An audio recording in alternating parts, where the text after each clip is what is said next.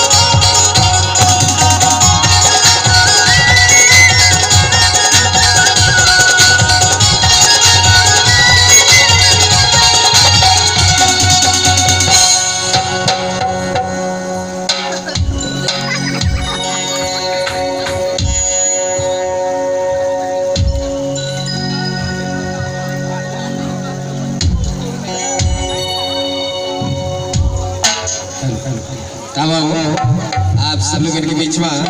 कार्यक्रम के आगाज हो चले जेमा बुलुआ गांव के जमुदी वीरदल्ला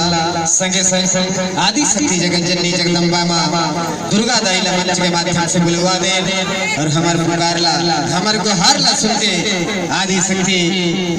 अपन अपन रूप ला लेके हमला दर्शन दिला मंच के माध्यम से उपस्थित हुई मातेश्वरी से निवेदन है कि जिसना हमार बुलवा मां अपन दर्शन ला देख खातिर आयो विसने आप सब लोगों से मोर निवेदन है कि आप जहाँ जहाँ ले हो